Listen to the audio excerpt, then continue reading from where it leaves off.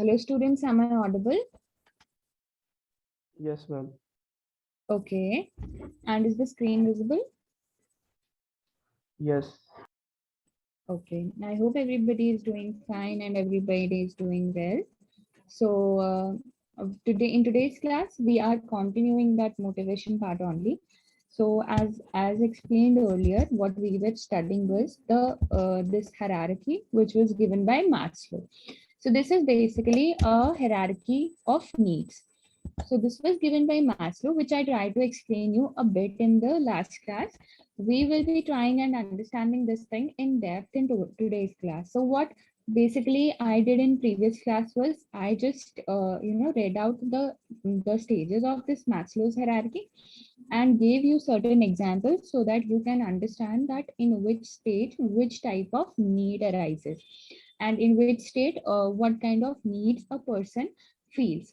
So we are continuing this thing in depth today in our today's class. Along with that, we will be also covering some of the topics related to motivation. So without wasting any time, I would start now. So as I said you that the first stage was psychological needs. So this is the first stage and let's read out the slide now. These refers to the basic human needs like food, shelter, water, sleep, warmth, etc. necessary for survival. So one main thing here is survival. So for survival, the basic needs that you need for survival come under psychological needs. These are the things that you all guys need to be alive. For example, here as it is written that, for example, like food, shelter, water, like food, shelter, water, without which it's really difficult to be alive. So maybe without food, it's not possible that anybody can be alive. So that is a very basic and primary necessity need of everybody. Like water, it's also a need. Sleep, warmth, etc. These are the needs. Shelter also you need to survive. Maybe without shelter you can survive for a long period of time. Uh, like not that long, but eventually you will like not be able to survive if you don't have shelter, right? So here it is giving an example that says that, for example, when an individual is hungry, they need food, or when one is thirsty, one needs water to drink. It's very common. If you feel hungry, you need something to eat, right? That's the basic necessity or the basic need that anybody would want when he or she will feel hungry. Or when you are thirsty, you need water to drink. So it's very common that if I feel thirsty, I need water. If you feel thirsty, you need water. Without water, we both can't survive, right? So these, for me, food is the basic necessity. For you, food is the basic necessity. For you, water is the basic necessity. For me, water is the basic necessity. So these are the needs which are basic and primarily used and needed by everybody out there. So each and every human being needs this particular thing: water, food, shelter. They need, everybody needs it. Only then we will be able to survive, right? So according to Maslow's hierarchy of needs, the psychological needs helps fulfill homeostasis in the body. If these needs are not fulfilled, the human body can't function optimally and are essential at all steps. So it also states that if you guys are not able to get these needs, you will not be able to function properly. So function, I mean your body will not function properly, your body will give up. So for example, if food is a basic necessity and it is a part of psychological needs, that means we all guys need food to eat. And if we don't get that particular food, maybe my body would not function properly, and same will happen with you if you don't get food. Even we see that if we don't eat a particular kind of a food which has some kind of vitamin or minerals, we feel the deficiency of that. So in common, in general terms, we can say that if psychological needs are not basically got by us, is not what we can get, then our body will not function properly and the functionality of our body will suffer. So that is the essence of psychological needs. These are the needs which in basic everybody needs. Every human being needs this type of necessities and this type of needs everybody wants to get fulfilled. Only when everybody will be fulfilling it, they will function properly, and this will be the first stage will be over, then they will move to the next stage. Only when my basic and my psychological, my primary needs will be fulfilled, I can jump to the next category. I can want security in my life. But if my basic, my primary needs are not being fulfilled, how can I jump to the next one? I would only search for food until I get food. Only then I will go for, some sort of safety, my like safety from natural disaster. Only when I will be alive. And for being alive, I need food to eat, right? So if I'm not getting food, I can't jump to the next stage. I need food first to survive, to be alive. Only then I can shift or switch to some other stage. So that is what basically psychological needs means, and that this is the basic. Just keep this in mind. So psychological needs are nothing but the basic and the primary things, or the primary needs that everybody wants. It's not just you and me, it's everybody needs that, right?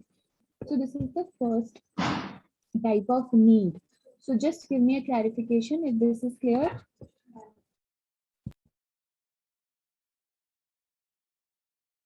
Yes, ma'am. Okay, if this is clear, this was the first need that we were studying. Now we can shift to the next need, which is safety. Now, this safety needs, as the name expresses itself, it's all about safety itself. Let me read out the slide first for you guys. It says that according to Maslow's hierarchy of needs, once psychological needs are fulfilled, next in the hierarchy is meeting the safety needs. This is very important, that if your psychological or basic needs are not getting fulfilled, you can't shift to the next stage of safety needs. First of all, for you, psychological and basic and primary needs should be fulfilled, so as you can also think of getting the fulfillment of your safety needs. So it's not, just don't keep this thing in mind. If I'm not getting the basic needs, I can get the safety needs. No, first you want your psychological needs to be fulfilled, right? So then it says that this involves personal, emotional, financial, and health security. It just not only deals with financial or personal or emotional, it deals with all of these, like personal, emotional, financial, and health security. It is necessary both as a child and for adults. It is imperative for children to feel safe in the environment. For adults, insecurity arises when safety needs are not fulfilled. An example, one's financial safety needs could be fulfillment with job security, stable income, and emergency savings. So if you have to understand these safety needs in a very layman term or in a very layman language, I can explain you like this. Say for example, all of you guys have fulfilled your basic needs. So you are getting food, you are having a shelter above your head, you are getting water to drink, you are getting your sleep, everything is nice, you are getting everything. But what next? Everybody needs an income, right? If you don't get an income, then you will not be able to survive for a very long period of time. Though your basic needs are fulfilled through the help of your parents or something, but now you need security, you need safety. Now safety in terms of, when I explain it in terms of financial nature, that means you need a job. Now job will give you financial security. Job means you will get an income every month, so you have a financial stability with you and you will feel secure. You know that if any of the contingency or emergency arises, you have funds to deal with it. So your basic needs are fulfilling. Along with that, you are having some sort of security in life, and you will feel a little bit pleasure and happiness in your life because you are able to survive it. Same like you, this is not only about financial safety, financial security, it's also about emotional security, health security. You guys all are very much into health thing nowadays. We have seen that outburst of coronavirus and all of this have given rise to, many of the diseases and many of the uh, you know health imparities among people get ill very quickly. We all need health safety. It's not just about financial safety.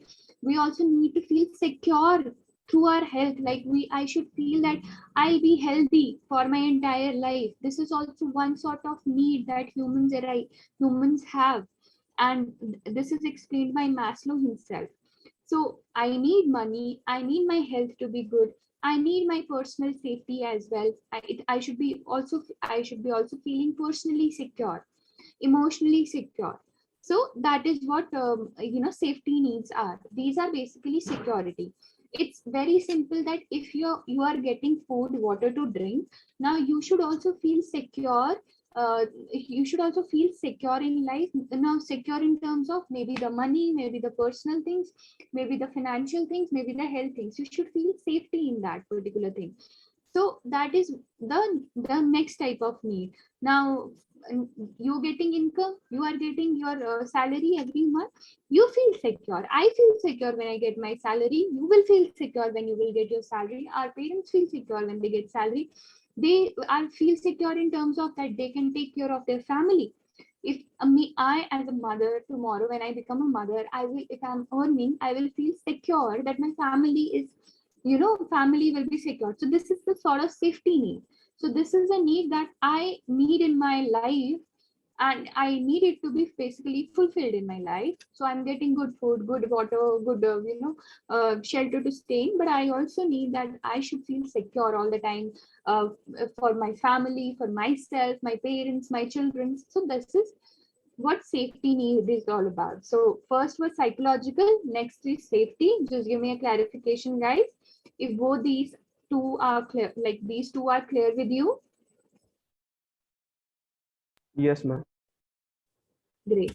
Everybody, Yes, ma'am. okay, that's great. The next one is love and belonging. So it states that once the safety needs is fulfilled, the next in Maslow's hierarchy of needs is the need to feel loved and accepted. This involves a romantic relationship, a healthy set of friends, and a good family relationships. It also includes feeling of belonging to a social group. For example, if a person is not happy in a marriage, it means they don't feel loved, and hence their need for love and belonging is not fulfilled. So this also has a great impact in Maslow's study, and Maslow states that it is also very important, and it comes in the third step. So first basic thing is clear, like primary need is being fulfilled. You are getting food and shelter. If you're not getting food and shelter, you will not probably think of marriage. So it's very important first to get food and shelter or get water to drink, so as you will be alive to get married to somebody, right? So this works like this. Now you have food, shelter, water to eat. You have, next you have safety. That means you have a job. Now if you have a job, you can feel like marrying somebody. So that's the reason why it comes into the third step. So this is sequential. It's not just randomly put here and there. It's sequential. Only when you will eat, you will get your basic things done. Basic, I mean, you have a food, you have food, you have shelter, you have a home to live in. Now you have good job. That means safety. So only then you can feel like or come here in this particular stage of love and belonging. The people who have fulfilled the prior to needs only can, only will feel this particular need. If they are not able to fulfill the prior to needs, they will not feel the need of this particular step. So this all is sequential. Now this particular step or this particular stage of love and belonging need basically describes about love and belongingness, acceptance, relationships, friends, family. This is all about this. Now I mean here is that, for example, you have a family. If you have a family and you are accepted everywhere by your family, you are being loved, you are being recognized, accepted, uh, they you feel belonged to them. That means your love and belonging need is also becoming fulfilled, and it's also something which you are getting. But in case we have seen multiple we have seen multiple scenarios or situations where people get into unhappy marriages. So that is one of the thing which basically is quite disturbing for a lot of people, and they come under this stage where they don't they don't feel that this particular need, love and belonging need, is being fulfilled for them. So for example, XYZ person has been entered into very disturbing marriage. The husband and wife are not feeling like comfortable with each other, or somebody is looking, maybe the husband is not good with the wife, or he is harassing her or something. So this is something which is a stage where love and belongingness is not being fulfilled for XYZ person. But in case you have a good family, you have a good husband or a good wife, you have children, you have parents, you have multiple other relations, you have family, you have friends who are loving you, who are accepting you, who are showing belongingness towards you, then you feel like, okay, I've got money, I've got food, got shelter, but I am also being accepted by multiple people, I am also being loved to multiple people. And you will feel like, okay, that's great, it will give you pleasure, it will give you happiness. See, many people go into depression though they have a lot of money with them.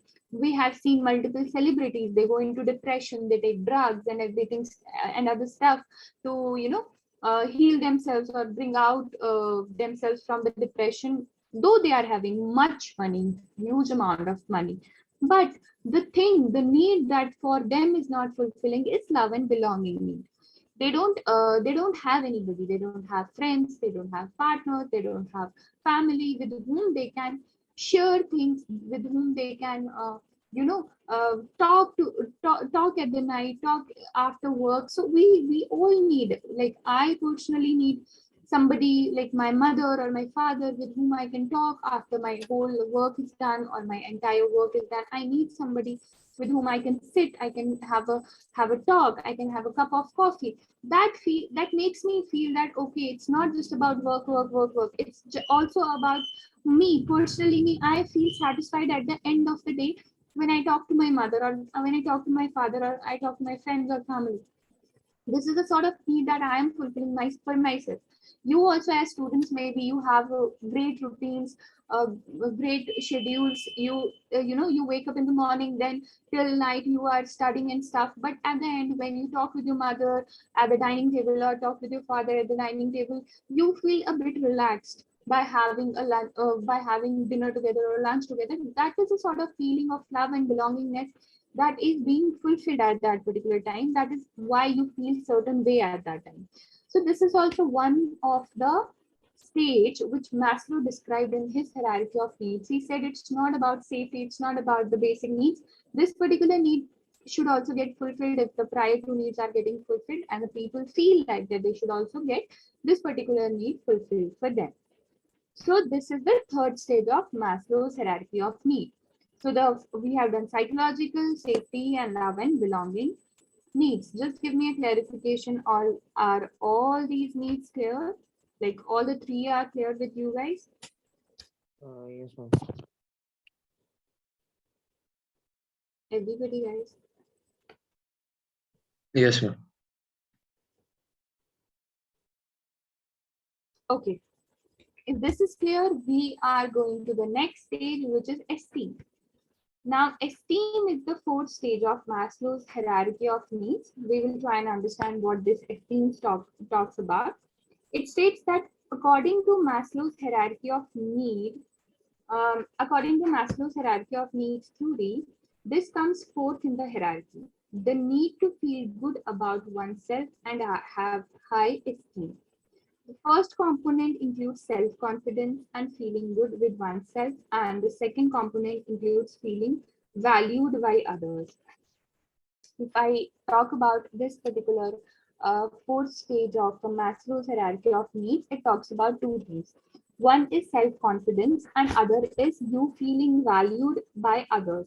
Like you feel that you are being valued by others. So see, if your basic, that means psychological needs, you are getting food, water, and shelter, and you're getting sleep, warmth, everything you are getting, then you will feel like I should have security in my life. I should feel financially, health wise, or emotionally, or personally secure. Then it comes to your love and belonging thing, that you feel like I should have a family, I should have a good partner, I should have children, or I should have good friends or good relationships with everybody. That is another. If you have got everything, like all these three are done, then it comes to the esteem needs that you want to get fulfilled for yourself. And now, what are these esteem needs? It basically includes the self confidence. And if you are getting everything but you are not feeling confident, you are not feeling good with yourself, that means you are not able to accomplish this esteem need. This particular esteem need is not basically becoming fulfilled.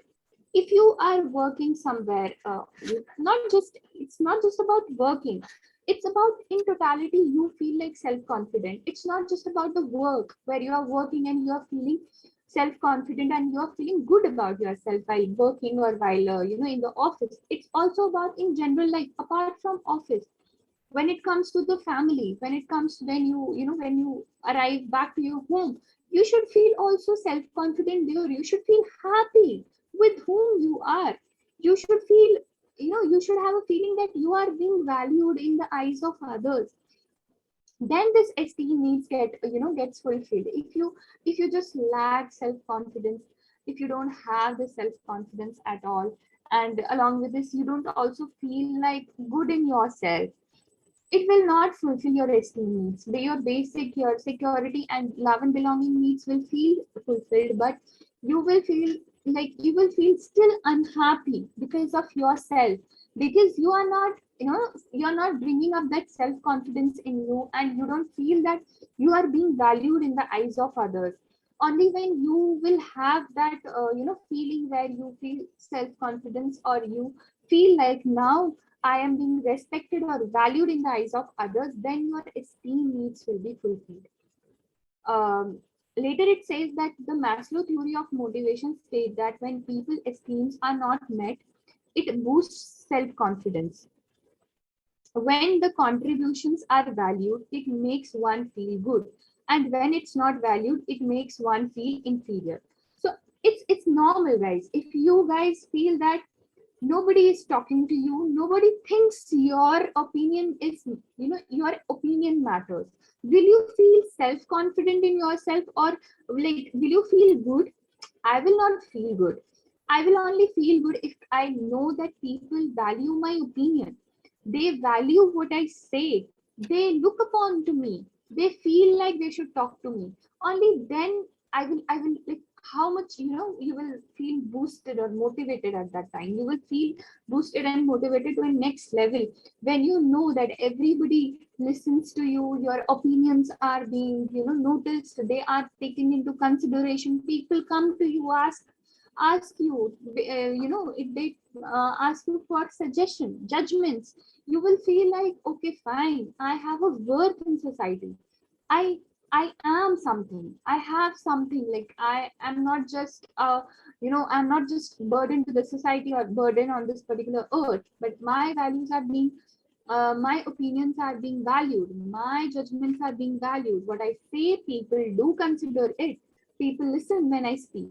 When all of these feelings will come to you, you will feel esteemed enough. You will have that prestige in you.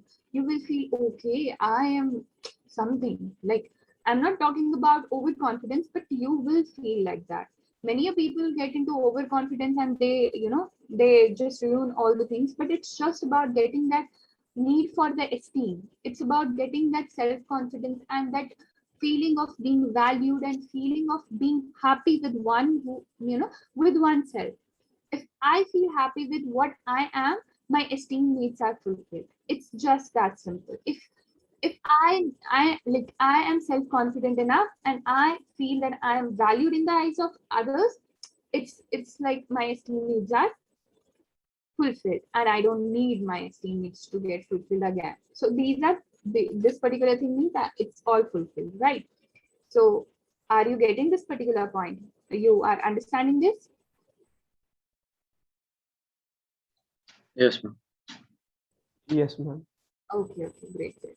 Now we'll move to the next need. We till now we have done 4 needs, that were psychological, safety, love and belonging, and then esteem. Now we come to the last need of according to Maslow's hierarchy of needs, and it's about self-actualization.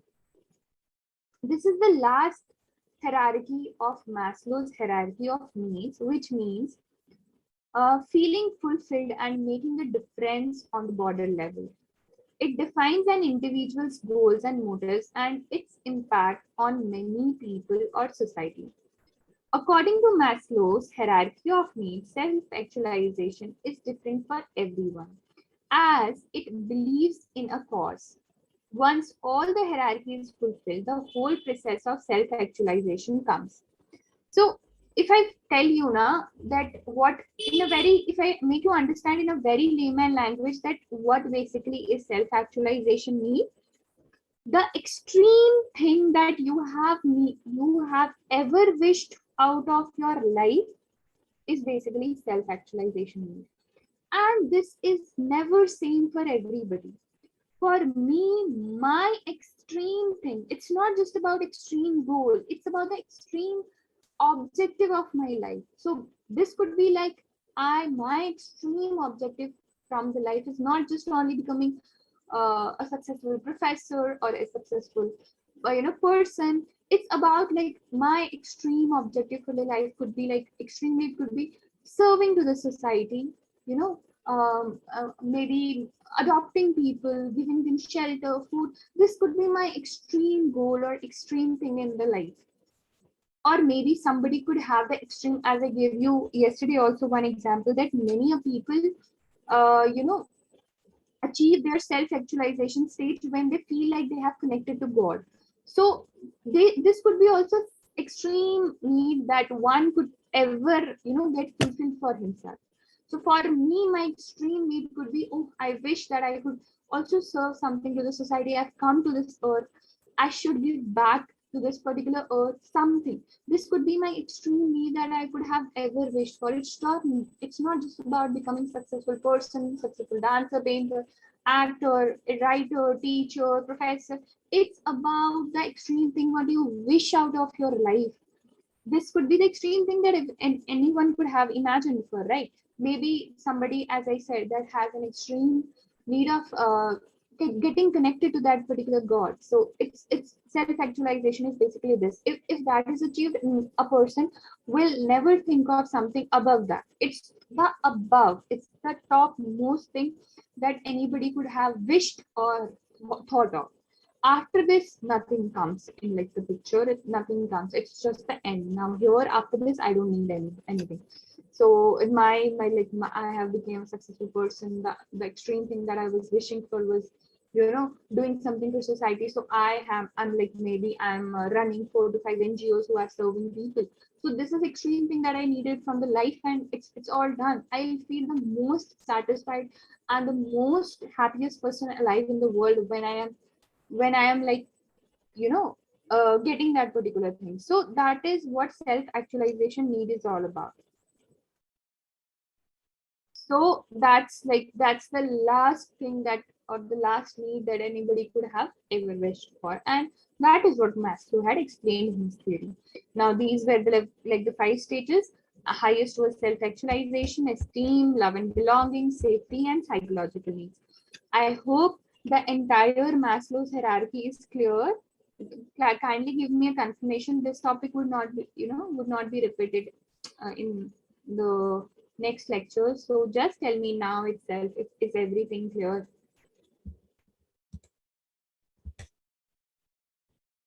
Yes, ma'am. Yes, ma'am. Now, if this is clear, this is little tricky, not that tough, but yeah, it's little tricky.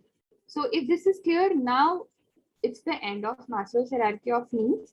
I also gave you examples. If you like will when you have papers and stuff, if you give these examples, which is in this particular slide, it will also it will also add upon what you are writing. And now we shift to the next topic of motive, which also comes under motivation, that is financial incentive. As we were talking about motivation in previous classes, I made you understand this thing, that motivation is very important, not just in our general life. In organizations, they have like they have great impact. The motivation has great impact in the organization or corporate life. If your employees don't feel motivated, if you being an employee don't feel motivated enough to do any task, this could be very dangerous for a corporate or for an organization or a company. If a company's employees are not feeling motivated, they have a laid back approach, they don't do the tasks properly because they will not feel motivated.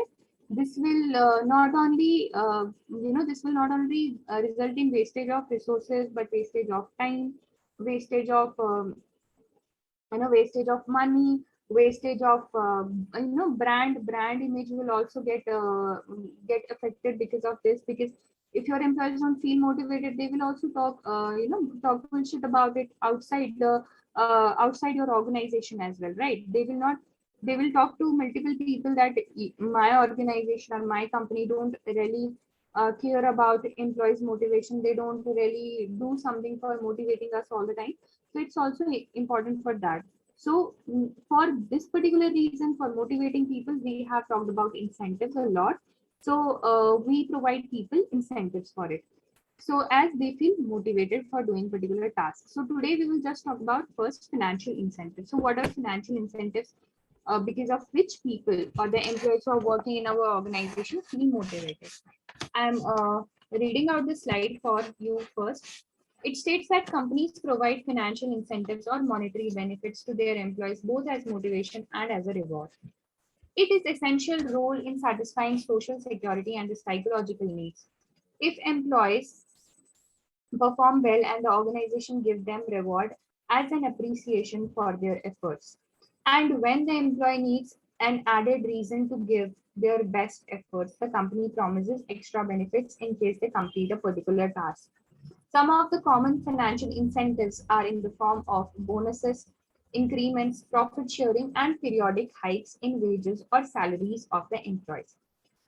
So, if we take an example to understand this thing, it could be the best if I make you understand this within context of a salesperson. Many companies indulge into hiring salesperson. Salespeople are being hired by multiple people who are into selling of products and stuff. So for example, if we will take it this way that there is an edtech company. Now, company, the main motive of an edtech company is to get as many as students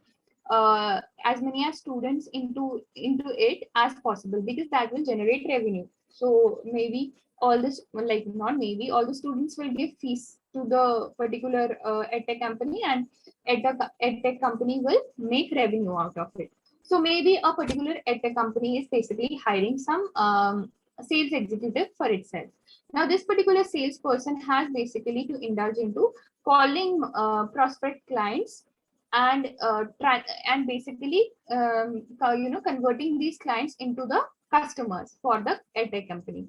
So now the most common and the most general way to make your salesperson motivated to do the particular task is giving them incentives. So if a company, this particular edtech company, tells the salesperson that for how many people or how many students you get converted them into like our students, we will give you like this particular amount. So maybe for example, we will give you a 10,000 rupees. So this is an incentive which is promised with the salesperson. Now just imagine the amount of motivation he will feel. So he has a fixed salary, plus he is being promised that if you convert, how many people you will convert. So for example, if you convert one person into customer, we will give you extra 10,000 rupees. If you convert 2%, it becomes like 20,000 rupees. If you convert 3%, it will like go for like 30,000, same like 50, 60, 70, and it can go like to infinity as well. For the for every conversion, he has the 10,000 rupee incentive which company is promising him. He will feel so much boosted up, motivated to just perform the task. He will give his all 110% to motivate the convert the prospect customers into the real customers, right? He'll give all his in and out. So this is one edtech company which is following this particular thing, and his employees are feeling motivated. His salesperson are feeling motivated to a next level so as to perform the task. While if another edtech company is just promising the basic salary of maybe 50,000 to the people of the salesperson of the this particular company, and not promising any incentives, the salesperson will do the task there, but he will not feel that much motivated, which he will feel motivated to the other company, which is basically giving incentives. So this is a difference of financial incentives towards the motivation. As much as any company will indulge into financial incentives, the people, the employees of that company will give that much amount of percentage towards the work, and they will feel that much amount of motivation. If I'm not if I'm not getting any incentive for doing any task, I just perform the basic task. I will not give my 110%. But when I'm said as being in a company that I will give you this much amount of money if you do this, you do that, that will make me feel motivated enough to do all the tasks, because I know that if I do this particular thing, I'll get paid extra incentives for it. So I'll give all my 110% towards it, because money is something which everybody wants. Nobody would ever deny to if somebody is giving you money, right? For and that too for your work. So this is how basically financial incentives work, and they have a great impact when it comes to when it comes to companies, and that too sales companies, like the companies that are primarily indulging into selling things. They have to indulge themselves into financial incentives a lot, only then their employees will give all in and out to perform all the tasks, right? So that is the basic meaning of what financial incentives are. So I hope the particular meaning of financial incentives are clear with you guys. Yes, ma'am. Okay. So now we will be moving to the next slide, which states about types of financial incentives. So we have to now understand what type of financial incentives a company can give or a company can indulge into. So the first one is, we have multiple types. So we have different types. We will study one by one. The first one is salary. It is the basic financial incentive for any employee to work diligently for the organization. It includes components like basic pay, house rent allowances, dearness allowances, and other such benefits. The first and the foremost financial incentive any company could give to its employees is the basic salary. Everybody needs salary. Nobody is coming to your organization to work if you don't give them salary. The person would be fool if he comes to you with no salary. He comes to you agreeing he will receive no salary. That is something which nobody would ever do. So first and the foremost basic type of financial incentive is the salary that every company promises to its employees, and because of which all the people do even apply for the jobs. This salary is the first thing that any person could think when he's applying for a job. Many people, just because of salary, drop many of the job offers because they go for the companies which are offering them higher salary, even if the other company has a good brand image. So the first and the foremost thing, salary has a great impact. The next incentive is bonus. It is a consolidated amount that an employee gets from the organization for performing well. It can act as powerful motivator for the employees. The bonus could also be for specific occasions like festivals or other important events for the company. The bonus can be in the form of monetary benefits, paid vacations, gifts, etc. Next financial incentive is bonus. Now, bonus is something which we can give in multiple scenarios. The first scenario could be, any employee, any person in your organization has performed exceptionally well. He has done exceptionally well. So if a person is doing exceptionally well and you are just paying him the basic salary, the next time he may be not performing that exceptionally well as he has done this time. If you feel as a company the person or the employee is really performing exceptionally well, give them bonus. Give them bonus for what they have done exceptionally well. If there are 20 people in sales team, everybody has made a sales of 20 customers, and one of the employee has made a sale of 100 customers. you should give bonus to that 100 to the person who has converted 100 converted prospect 100 prospect clients into customers. So this is how you will differentiate, and this is how you will motivate the people in your organization. So not only that particular person who has converted 100 customers will feel motivated, along with this all the other people who have just converted 20 sales will also feel motivated enough, and they will do great next time so as to get this particular bonus. So this is the one particular scenario where you can give bonus as a company to your employees. The next scenario could be in any festival. So for example, maybe Christmas, maybe Diwali, maybe maybe New Year, maybe any other great festival, you are giving your employees bonuses. This also feel them motivated. Okay, our company is indulging into giving us bonus on festivals. Okay, we will also perform tasks for them. So these are some of the events where you can give bonuses to your employees so as to make them motivated. And it's a great motivator technique that makes your employees and the people out in your organization feel a lot of motivation. So even bonuses could not, it's not just mandatory that you only give it in monetary terms, you can also give it in the terms of paid vacations or maybe gifts, etc. So bonuses can be given in that context also. So this is the second financial incentive. Now let's move to the third financial incentive, and this is performance-based incentive. Employees may also get increments based on their performance apart from their yearly hike on basic pay. It can motivate the employee to keep improving their efficiency. Now, the difference between bonus and performance-based incentive is only this much, that we will give bonuses if we feel like the people is performing exceptionally well, but we can also give bonuses in the context, like in the scenarios where we have festivals, like as I said, you like New Year, Christmas, we can also give people bonuses there also. But performance-based incentives primarily focus on the people who do exceptionally well in an organization. You pay them extra. So you pay them extra amount of money to the people, to the persons, to the employees who are doing exceptionally well, who are giving them 110% in the organization and getting you a lot amount of revenue as compared to others. So as the same example I quoted in the previous scenario, where all the people, like 20 people in your organization have made only 20 sales, but one out of them has made 100 sales, you have to pay that 100, 100, the person who has made 100 sales extra incentives for the job he has performed. So his performance based incentive would be paying him more because he made 80 extra sales in comparison to others. So that is performance based incentives. The next is stock options.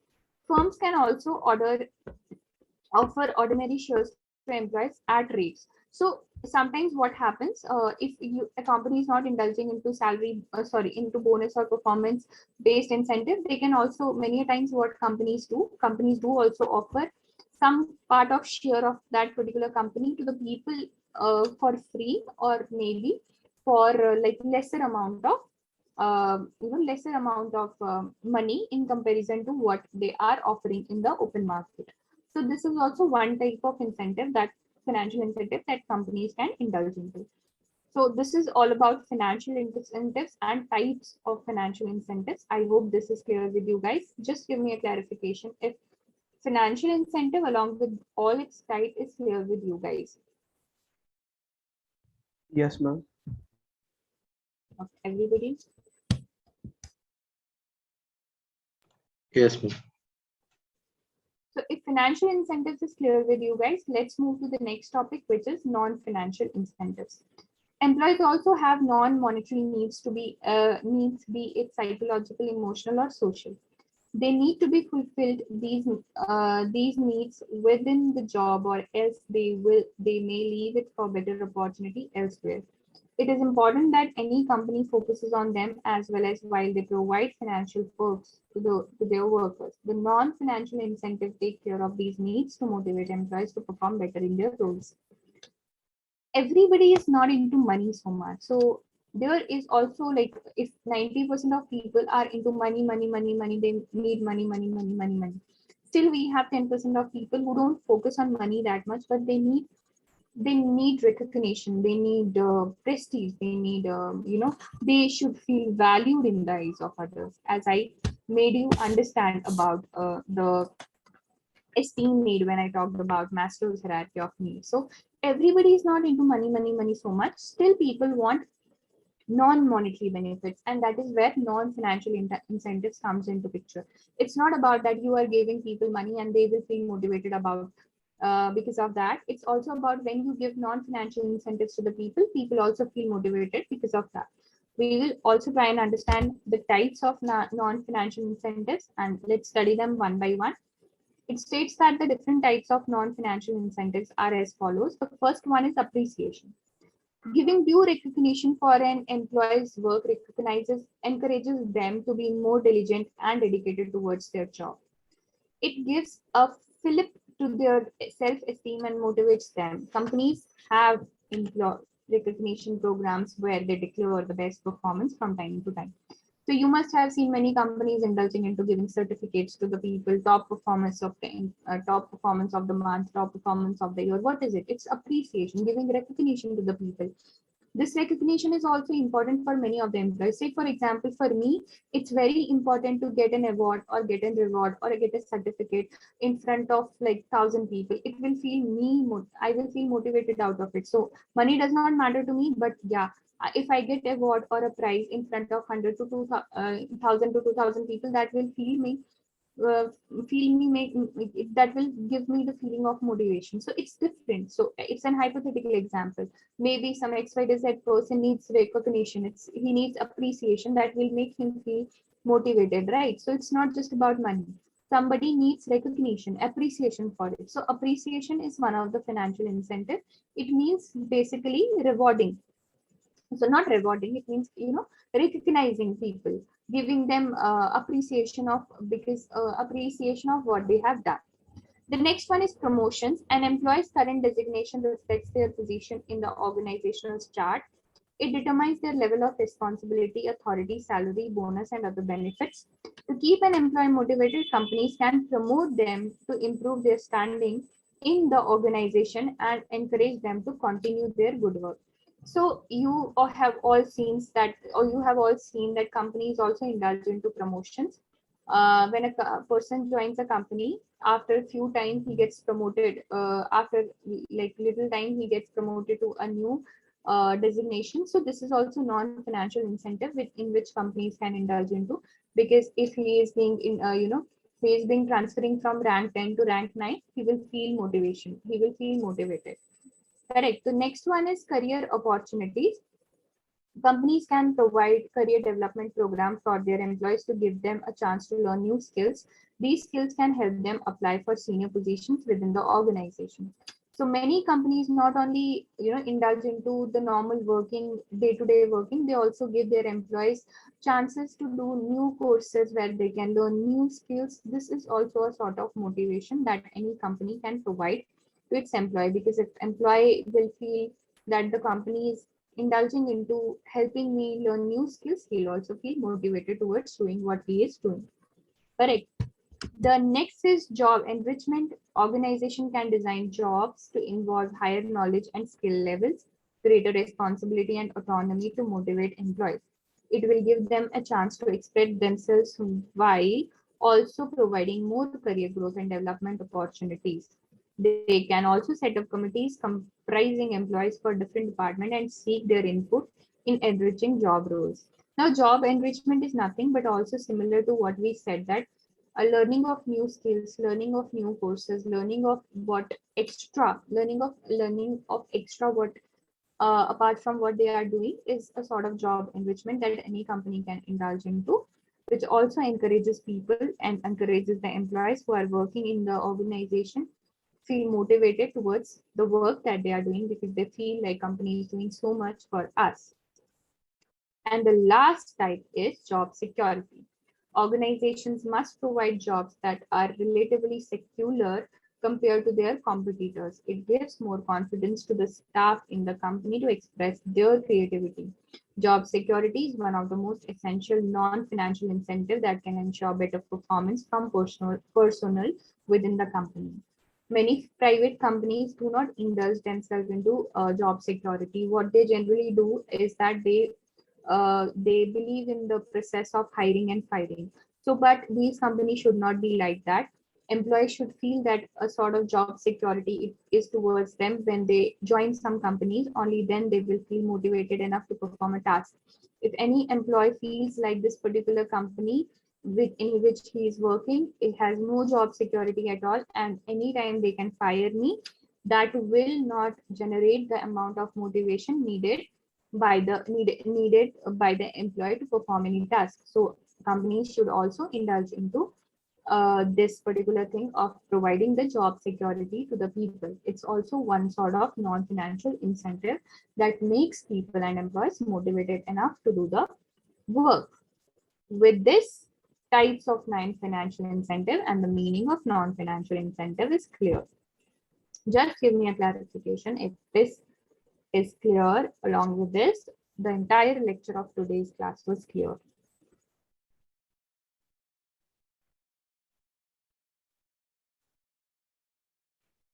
Is everything clear?